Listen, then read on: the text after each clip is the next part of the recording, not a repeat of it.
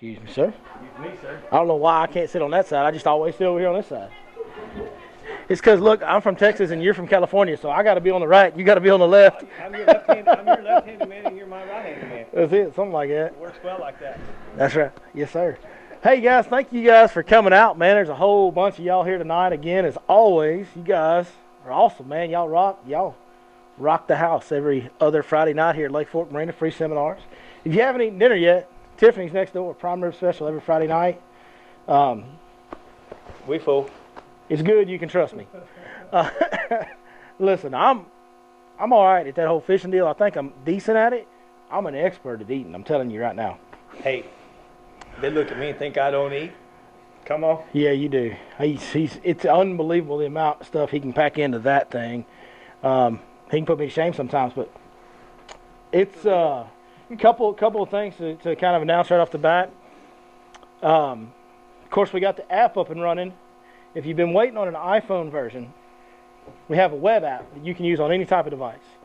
The Lyfe app, which for those of you that don't know, is an app that you can put on your phone. It has fishing locations and with details. It has waypoint on the fishing spot, and it has details on what baits to use. It always updates. So like for the Lake Fork version, and Mike helps me some on this deal too, like some of Mike's info will be on there, my info will be on there, and we're always updating. Like just earlier this week, we've had a lot of rain and floods. Well, as we've had this rain and flood and fluctuating water levels, there was a section of grass in the back of one of these grass flats where a big section of grass had kind of just gone away, died down, which happens in the winter, right? Happens all the time.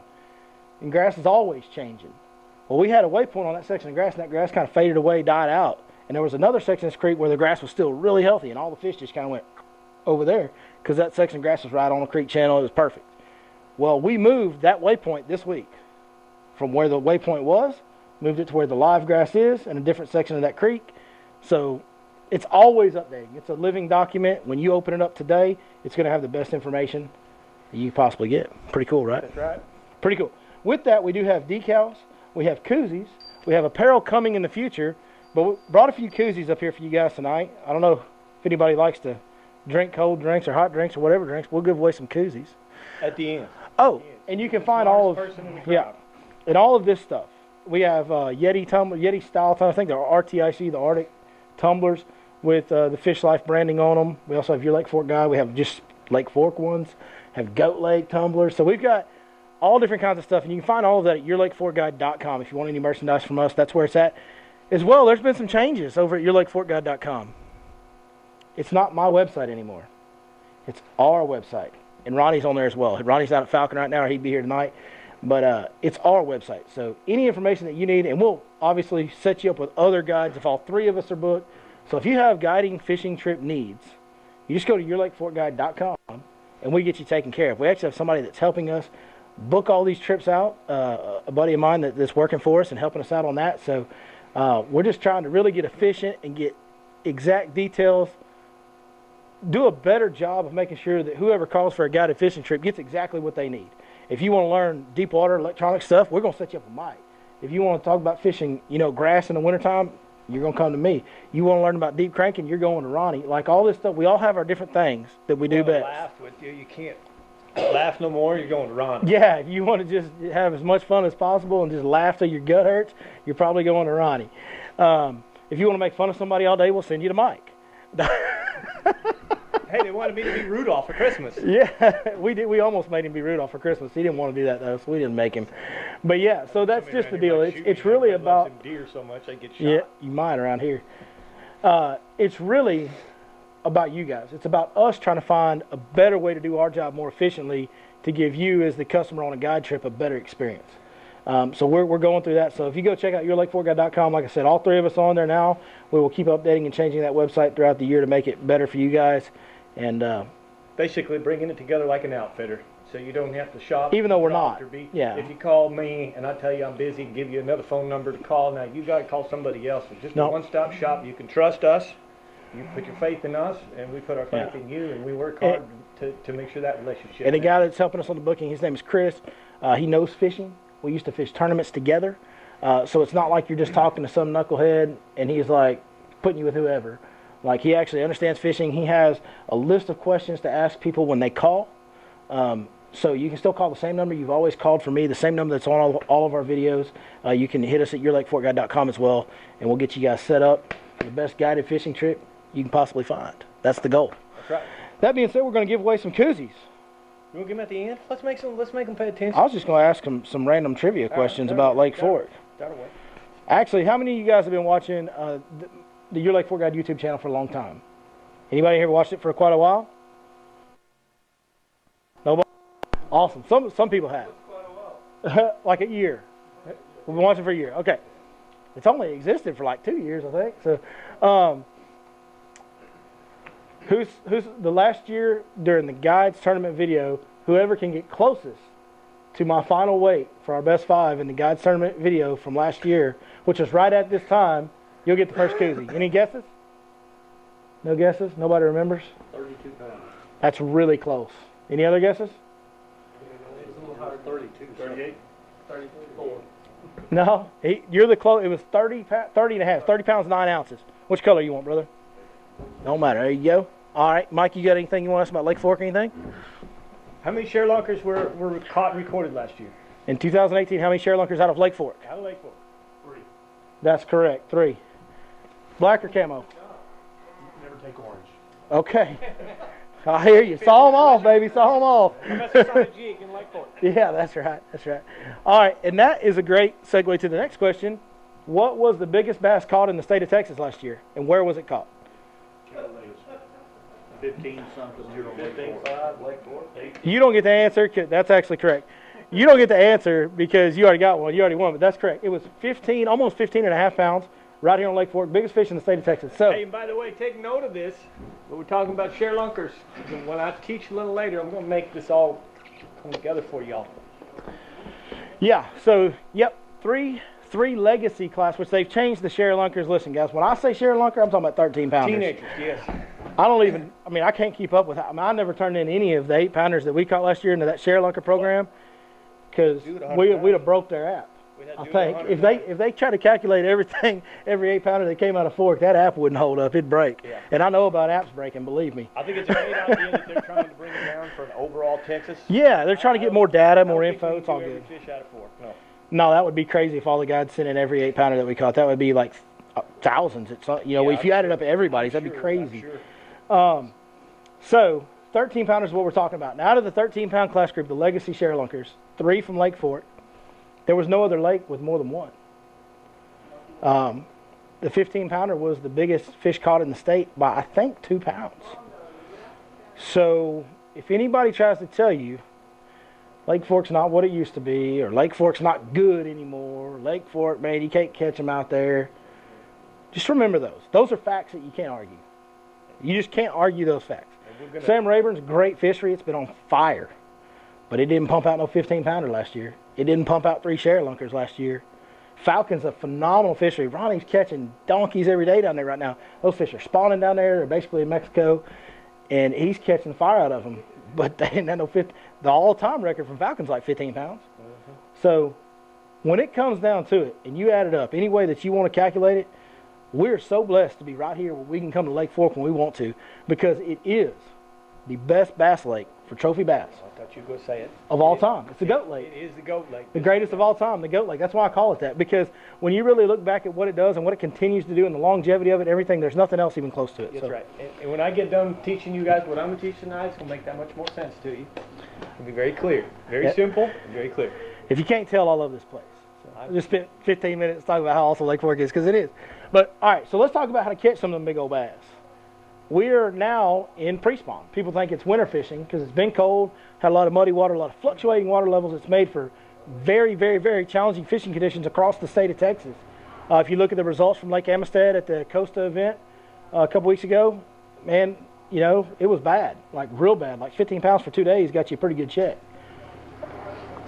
That's really, really bad by our standards around here. Well, even Sam Rayburn, the tour was pretty tough. Yeah, they had some guys catch them, but like a lot of the locals, like the Todd Castledons of the world, they struggled, and there wasn't a whole lot of people catching them real good. There was just a few that caught them real good. The average bag was in 15, 16 pound range when you put it to which is not, it's good, but it's not great. And Lake Fork's been very tough as well. Now, if you guys have watched the channel this week, you see that we are starting to catch, or if you follow the Facebook page, even my customers, starting to catch some good quality fish.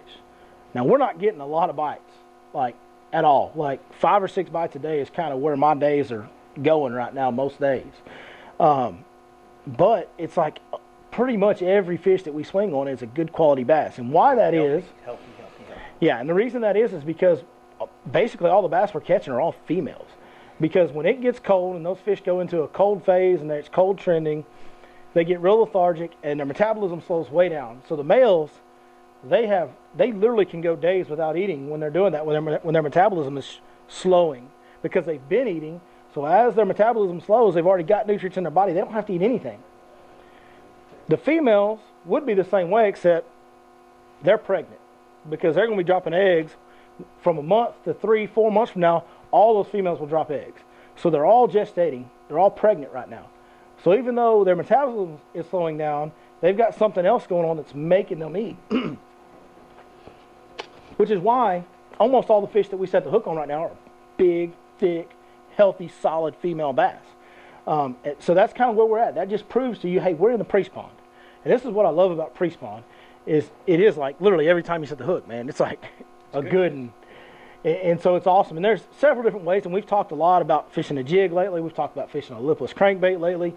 We've talked about an Alabama rig. These things are all good, but tonight I'm going to take it back to the old school. We're going to go way back. And I'm going to show you guys some tricks, some little changes, adjustments that you can do on spinnerbaits to catch these big female pre-spawn bass. Did you give him this old school stuff, young man? So, spinnerbait's been around obviously forever. It's one of the oldest bass fishing lures out there, and it's kind of somewhat forgotten, I think. Don't you think? Chatterbait's kind of knocked it down a lot in popularity, I think. I can't say it's forgotten, because I bet you everybody's got one in their boat. But yeah. They overlook it. They just, they don't. Even me. They don't tie it up. They don't throw it as much. They don't commit. I pick up a chatterbait a lot more. Yeah, I pick up a chatterbait a lot more than I do a spinnerbait these days. But when I'm not getting bit or when it's real slow, I do like to have a spinnerbait tied on, and a specific, very specific type of spinnerbait tied on in the pre-spawn. Where we're fishing these is these shallow grass flats with these drains running through them. Well, when those fish get a cold trend, they get lethargic. They get down in the bottom of those drains, and they're very lethargic. They don't want to move. They don't want to chase. You have to make a million casts down a drain to get one bite out of it. And if I may just quickly, go ahead. This is what the tour was, how the guys first and second place did the winning bags at Sam Raven. Just exactly. I didn't know that. I didn't even know that. I didn't even know that. So we got to go slow to get these fish to bite sometimes. Sometimes, you can run that chatterbait through there enough, they'll react to it, lunge at it, and eat it, or trap.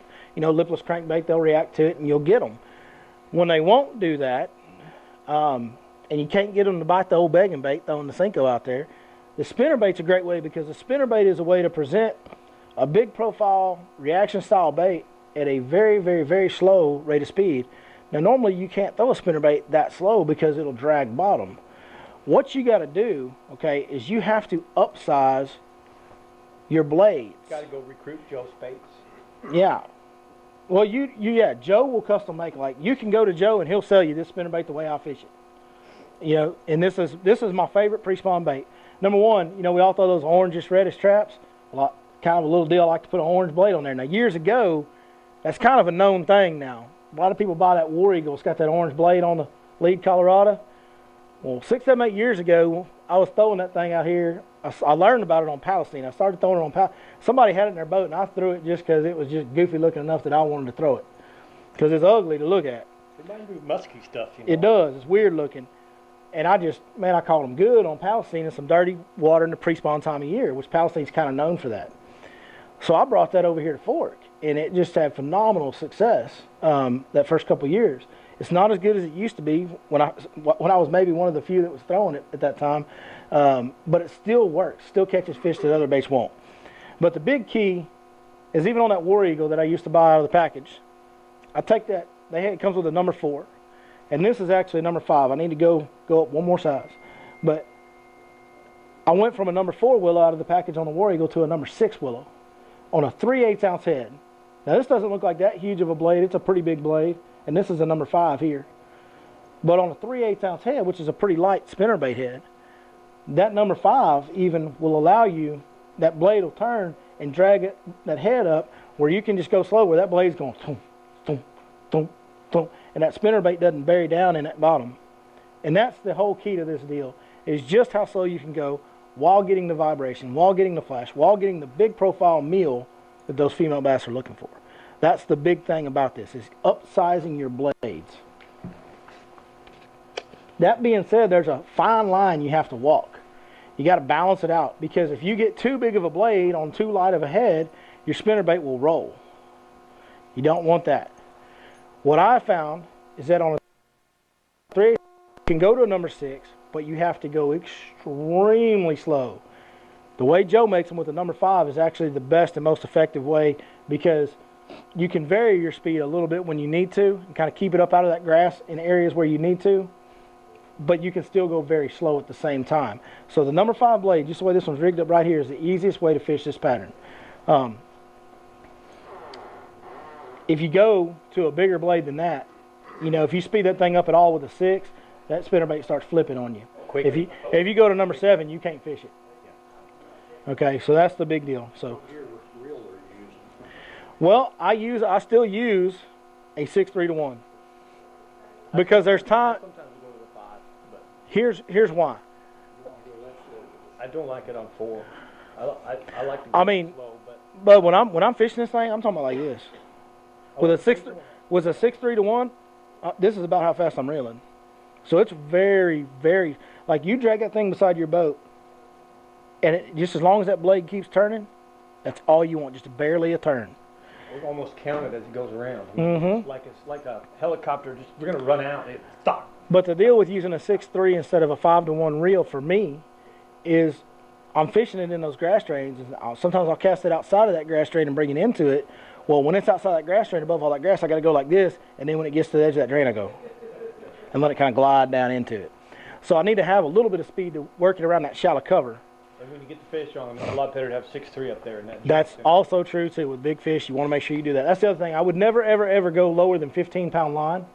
Some people will throw spinnerbaits on lighter line, especially if you're trying to get them down in that ditch. I get that. But out here, we're dealing with big fish in the pre-spawn with heavy cover, shallow grass, wood, all that stuff. So I'm never going to go less than 15. Really, most of the time I'm throwing this on 17 or 20. It makes it harder to cast.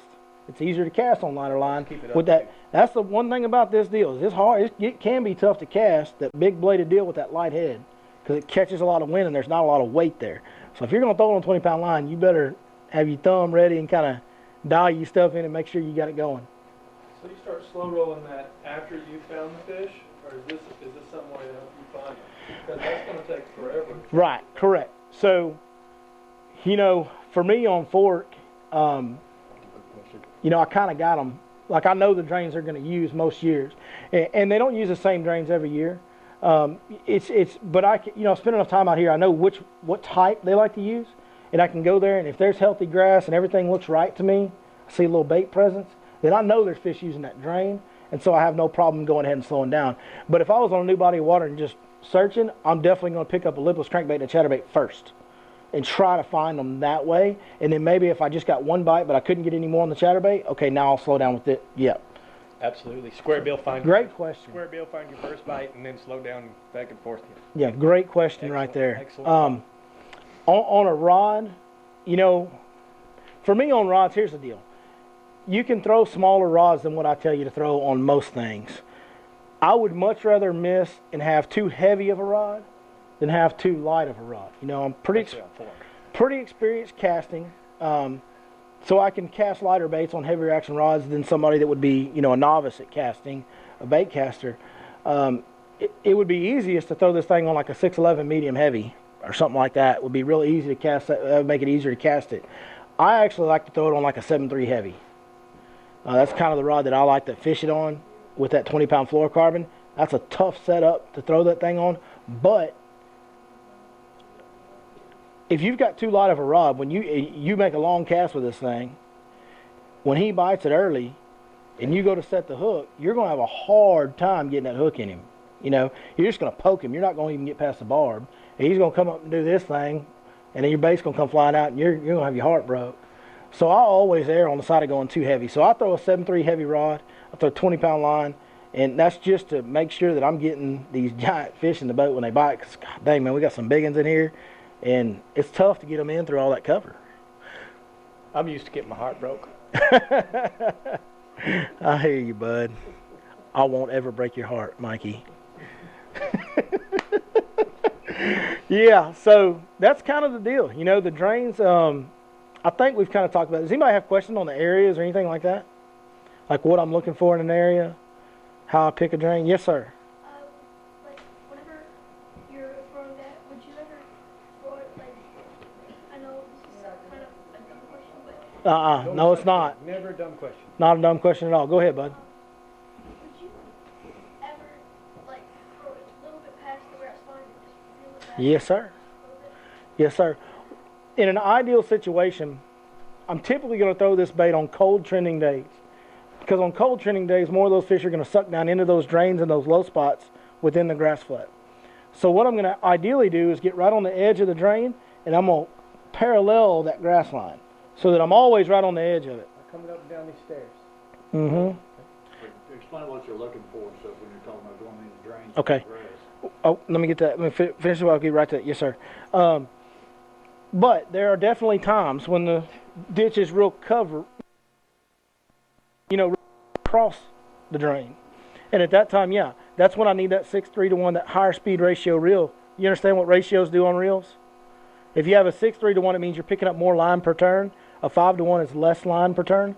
So you have to turn it faster to make it go faster. Whereas I can turn it like this on a 6:3 to 1 and keep it over the top of the grass. On a 5 to 1, I have to do this. Does that make sense? All right, let me tell you what it means, okay? It means the spool goes around 6 times, with the handle going around once. There you go. That's the scientific part. See, I just think I got to reel faster. Mike knows the technicality stuff. I just know it means I got to work harder. But yeah, so there are times when I will throw it up on top, and that's where that 6:3 to 1 reel comes in, and I'll kind of get it up over that grass, and I'll have that grass located and know where it is. As soon as it hits that edge, I just slow way down, and it just drifts down, and that blade's just going whoop, whoop, whoop, the whole time it's drifting down. So Great yes. question. Yes, sir. Definitely not a dumb question. What was your question one more time? Sorry. What are you looking for when you go out and see your drains and your grass? I'm so honored and not a Kim, but I want to tell them, you know, we go, you got a dock, they got their fish cleaning station, and get the drain out there. Not the kind of drain we're talking about, Mike. It's not that technical. I love the voice question, but I just had to do it. Yeah. I hear you. I hear you. I can find them drains. Yeah, that's easy. Sorry. Two things that I'm looking for when I'm breaking down and trying to find the right grass flat with the right drains. Relative depth. What I mean by relative is how deep is the channel compared to the flat? Okay, and then the health of the grass. That's the two things that matter the most when you're trying to find the best drains. I'll help draw this out of them a little bit. A lot of times, like you're looking, ones that aren't sooted in, right? Definitely not sooted in. Yeah, that's what I mean by relative depth. Does it have a bigger drop, a steeper drop compared to the flat? Yeah. Have that little bit of edges and things to them, right? Yes. And then the health of the grass is going to dictate how deep I'll fish, because typically it can vary a little bit. Like maybe, you know, the upper east arm, you've got grass growing in 5 feet of water. Maybe on the upper west arm, you've got grass growing in 3 feet of water. So there's a little bit of variance throughout the lake. But for the most part, lake-wide, on any lake you go to, whatever depth the grass is growing to, because that grass will grow out from the bank out to 4 foot of water, and then it'll stop. And there won't be much grass in 5 foot of water. The line will kind of be in 4 foot. And that'll kind of be the same over the majority of the lake. So depending on how far out that grass grows and how healthy it is and all that, that's going to determine what depth I'm looking for. That's why I said relative depth. Because I may be fishing a ditch that's 3 foot deep if my flat with the grass is a foot deep. But I may be fishing a ditch that's 10 foot deep if my flat with the grass is 5 foot deep. So it's relative. But the big deal is I'm looking for the steep, sharp drop, the non-silted in, like Mike said, and just the relative change. I need there to be a drastic change in depth. That's what allows those fish to use it in the winter when the weather's changing all the time, hot, cold, in Texas. That change of depth allows them to be comfortable in the bottom of that creek when it's cold trending, and it allows them to be getting that warm water when it's warm trending in that shallow water. They're very close. I actually like to find the shallowest flats I can because those warm up the fastest. Most people don't think of that. Most people think in wintertime you don't want to fish that dirt shallow water. But I'll go to the back of somewhere where there may be 300 acres of stuff this deep and a ditch running through it, and that's the juice to me. mean, that's what I look for. And if that's got healthy grass all the way to the edge of the creek, man, I'm in. I'm all the way in. This has to be alive. Just to be alive. Not dead, not brown, not stinky, not black. Essentially green. So we're talking on Lake Fork, we're talking about coontail and hydrilla. That's the grass I'm looking for. We're not looking for shoreline vegetation. We're not looking for emergent vegetation on top of the water. We're looking for underwater, submergent, aquatic vegetation, which is coontail and hydrilla out here at Lake Fork. I prefer hydrilla. There's not a lot of hydrilla out here. There's only a few spots that have it. Coontail is the majority of what we got. Coontail's fine. Fish love that coontail. It still holds warmth in the winter when the sun shines, and it retains that warmth when the sun don't shine, and it still provides oxygen. The coontail is still very, very good. That's second best choice for bass. So, Yeah, it's 1A and 1B. Neither one of them are bad. It's 1A and 1B. Now, the health of the grass. Okay, the fluffiness and the color will tell you that. If that grass has slime on it, or it's like a brownish, blackish color, and the leaves are kind of limp and just kind of sagging, that grass is dying. And what happens when that grass starts dying, it actually sucks oxygen out of the water instead of putting oxygen into the water. And so that is a bad thing when you find dying grass. You want to try, and there's a lot of that in the wintertime. What you want to try to find is the stuff, coontail is a little bit darker green. Hydrilla tends to be a little bit brighter green, but you want visible green color and fluffiness. You want the leaves to be sticking straight out. When you touch it, it's soft and fluffy. That's healthy, healthy, healthy grass, and that's what I'm looking for. That's the most important factor when I'm looking. And then here's a tip. Is the healthy grass. One of the easiest ways to find healthy grass, especially if you're going somewhere that you've never ever been, is go looking for coots. That's it. Well, if my customers from the other day were in here, they'd be laughing at you because we pulled into the back of a pocket that I hadn't been fishing because I was looking for more healthy grass, and I kind of told them we were fishing some of the stuff I'd been fishing. We weren't getting bit. I said, hey, let's go check the back of some of these other flats where I know it kind of sets up the same. Let's look for some more new grass that I hadn't been just beating the heck out of. We turned the corner in one of them where I could kind of see the back, and there was 500 coots, and I went, yes! And they were like, what? And I was like, you sell them coots? We're fixing to catch them. And that's where we caught our fish. My dad would laugh so hard. He said, coots, what are you so happy about coots for? When my dad was 4 years old or 5 years old, he got a 410 shotgun, 25 shells. Went out, his dad said, now we're from Depression, so now you're a man, go hunting. He brought back 25 coots. My dad gave him 25 lashings and made him dig up the garden. Here you are, coots, yeah! Yeah. I've used that all across the South. You know, I grew up fishing Rayburn and Toledo, and then I didn't go there for a lot of years. And I went back to Toledo for a few years in a row in the springtime. And literally when I'd get to Toledo on that first day, I would just drive. I'd drive to the back of pockets, to the back of creeks. I just drive. And I'd just go looking for the most amount of coots I could find. Wherever I found the most amount of coots, that's the most amount of healthy grass on the pond. Typically, they'll find that fresher grass. They're going to look for the health. That's what they actually eat the grass. They eat the insects. They want to find, they'll even get on the new source, which is already starting to grow for spring. They'll help you find the freshest, newest active spot. Hey, if all food was free, okay, if all food was free, it didn't cost you anything, it's just up to you to find the food, wouldn't you rather go get a steak than I'd be Red Lobster. A pot roast? I mean, I don't know what you like, but, you know, whatever you like the most, you're going to look for that. Well, that's what them coots are looking for, that healthy, fluffy grass.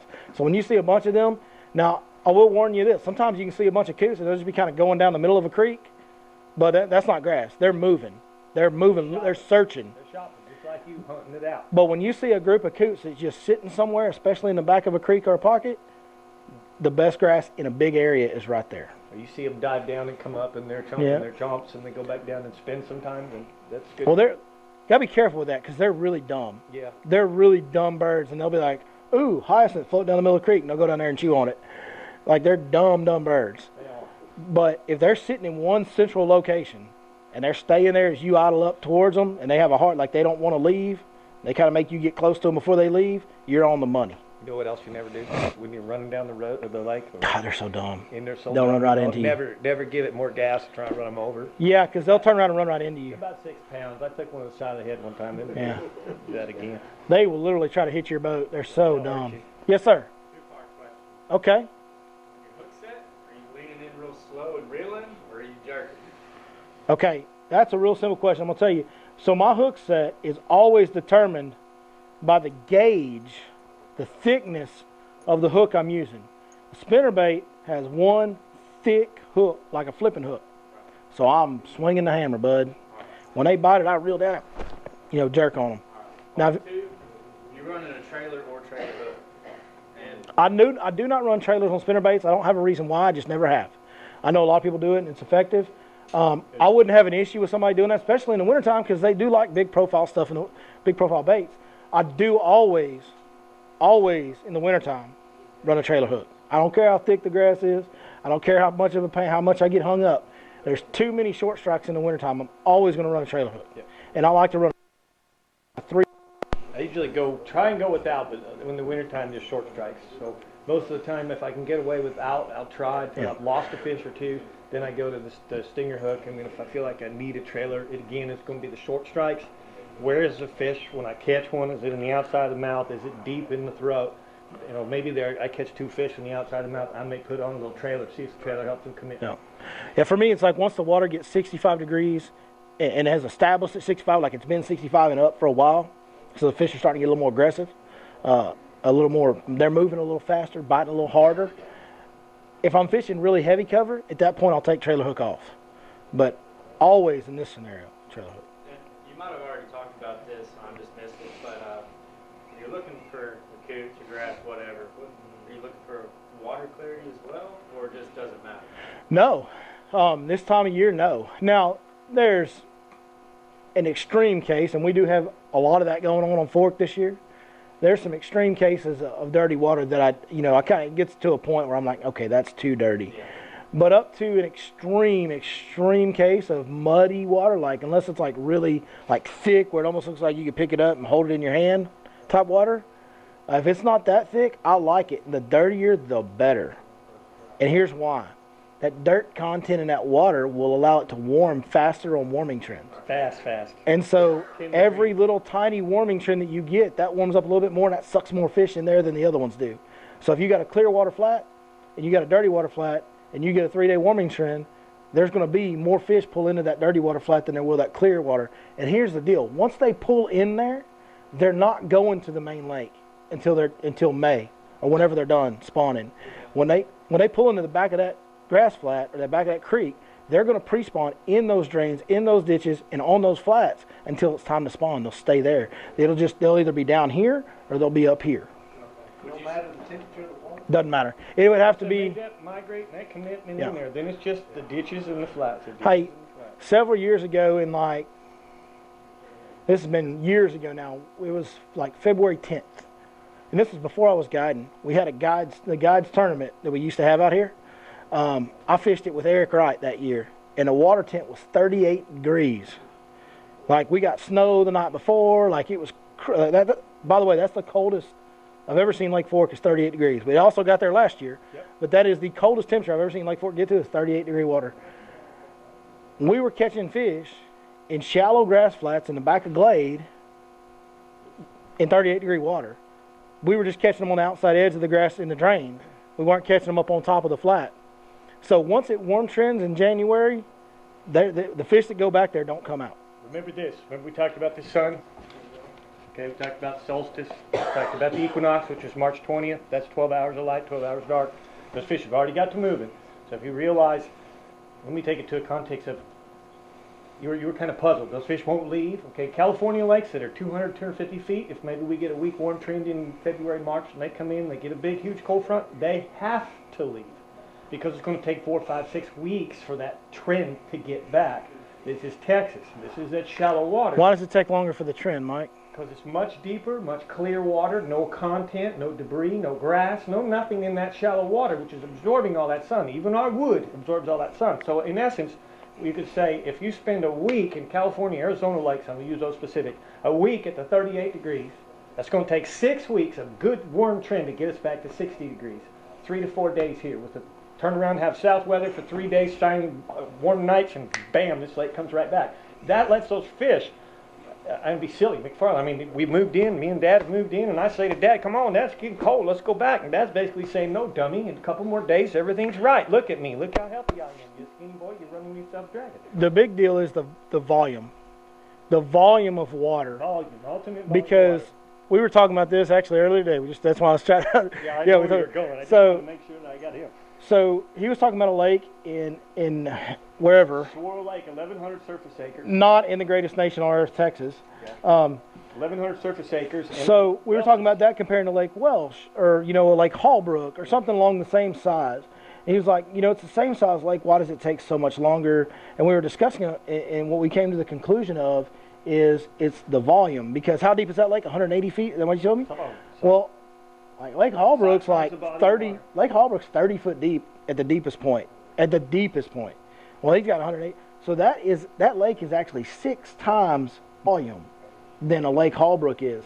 So Lake Hallbrook, the temperature may drop down real fast, and it'll have a bigger swing down, but it'll come right back up the first time the sun comes out. Whereas Lake, so whatever it was called, West Coast, you know, Communist Lake, whatever it's called. That's the thing you got to pay attention to anywhere in the nation, anywhere you go. Communist Lake. It takes a lot longer for 6 times much water to change. Yeah.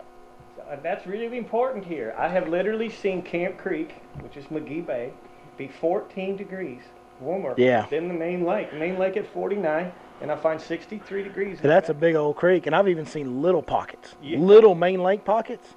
Hey, I've caught them on buzz baits in January out here. Specific location. Here's the deal. Small pockets, we got crazy warming trim for a couple days, and these small pockets that were real shallow for a big section of them, no wind hitting them. The back of that pocket was 11 degrees warmer than the mouth of it was. And all those fish that were around that pocket went, and they were so shallow, you couldn't hardly throw nothing at them, so you had to throw something on top of them. And I just grabbed the loudest, most annoying thing I could to make them react to it. Like a chatterbait's a super loud, annoying bait under the water. And chatterbaits work good when in this time of year. So that was kind of my thought process. Grabbed a buzz bait to make a lot of noise on top of the water because they were so shallow you could see them like swimming in it. In dirty water, you could like see their little fins stick up. And fish don't come from the whole end of the lake say, hey, let's go to that one pocket. But fish that are in those areas are happy. They're more content. They sucked back into that warm water. 5, 6, 7 degrees, they're going to be willing to bite. And we whacked big female pre-spawn bass on a buzzbait in January. And when I posted that, everybody on Facebook was like, that was the first year I was guiding. When I posted that, everybody on Facebook was like, this dude's a liar. He just lies. There's no way that happened. It happened.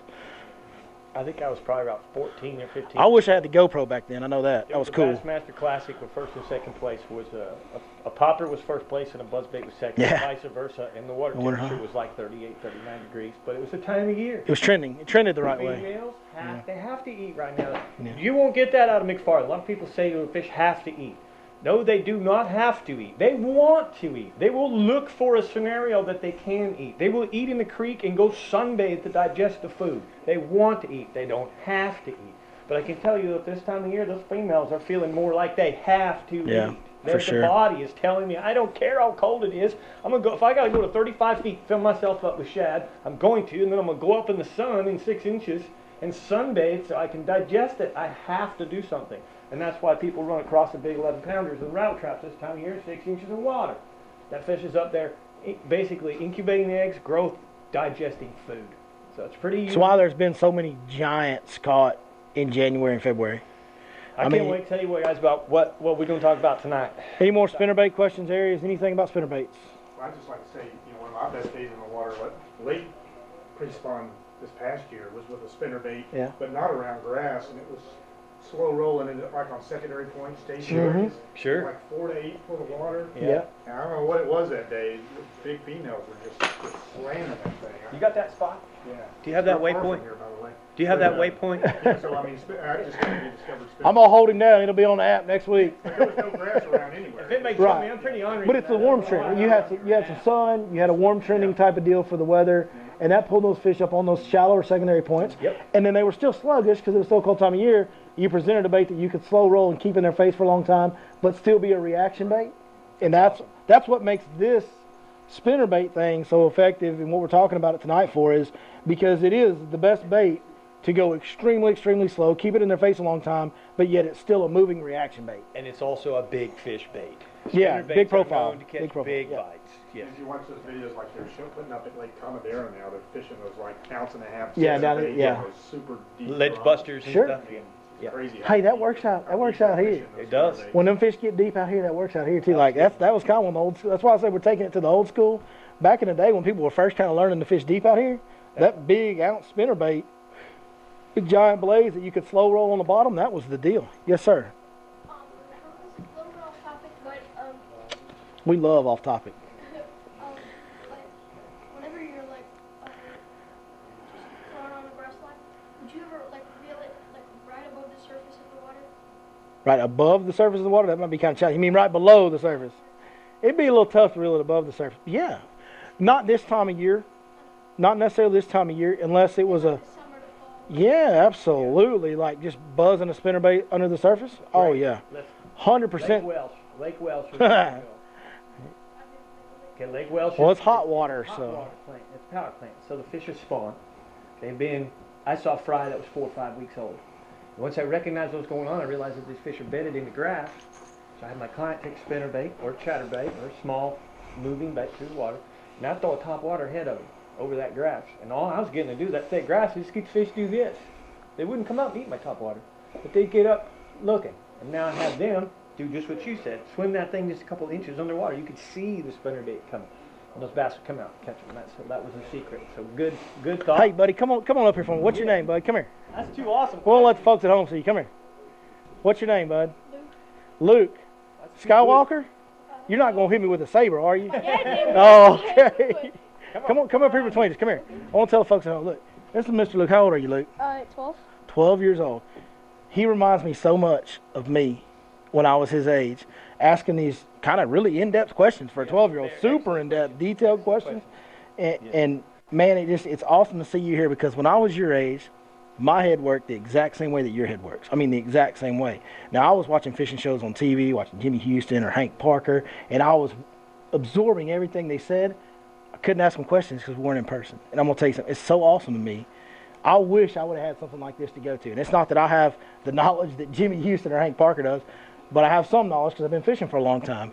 And it's so cool to me. Thank you for coming, and thank you for asking those questions, because I see a lot of me in you, and it's awesome for me to be able to answer your questions, the same type of questions that I had when I was your age. This is why I literally, guys, I work. If I'm awake, I'm pretty much working. And the reason I work so hard at what I do is because of young men like this. It's exactly how I was. Thank you, buddy. I remember that. Thank you. Awesome, man. Awesome. Listen, young man, remember that. Someday you're going to have to work hard. That's what men do. That's what women do once they get old enough. But you can pay it forward to someone just the same. And hopefully someday you're doing whatever you do, whether it's fishing, hunting, or a doctor, and you're going to look down at someone else and you're going to answer there ain't no such thing as a stupid question. That's right. All right? Thank you, buddy. Thank you for coming. That's what it's all about to me, and I know it's what it's about to Mike as well. And I got goosebumps, man. My heart's going. That's freaking awesome. Let's let you go, because we're getting long on spinnerbait. Awesome spinnerbait talk. If you have any more questions, hit them up at the end. Mike?